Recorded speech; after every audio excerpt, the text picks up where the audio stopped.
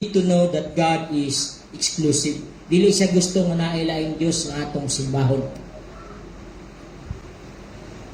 Daghang form of gods today. Money, possession, position, ang fame, lust, nga bisan sulod sa kaminyoon na ay Gomer, bisan sulod sa imong covenant sa Ginoo muratag si Gomer. Hello?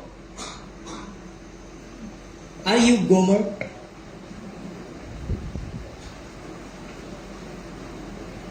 Murag nindot, pero kung imong binasayon, ay imong i-translate sa laing translation, heart ka ba? God is exclusive. That is why we must be faithful to Him. Dili nato sundot ang Northern Kingdom nga nagasimba sila lain-lain nga Ginoo. Not necessarily man nga natay ludhan simbahon, bisan ang atong kwarta o sahay atong ginasimba, ang atong posisyon, ang atong kultura. There are cultures that we worship.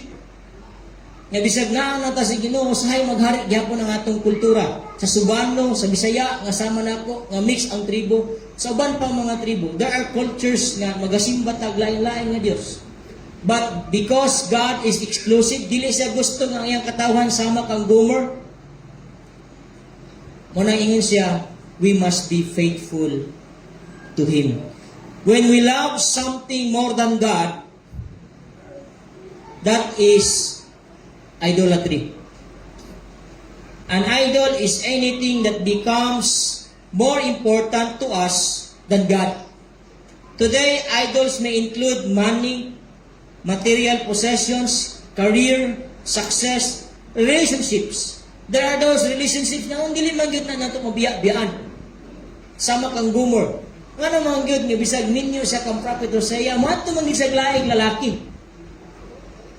Relationships, social media, entertainment, power, naa sa atong panggobyerno karon, popularity, and even our personal comfort. God is exclusive. We must be faithful to Him. Tapi ka nang naa sa imong tuo, ina, Brad, sis, God is exclusive. Ina, ay kahadlok. Tikpi ka nang nasa imong tuo, ina, Brad, God is exclusive.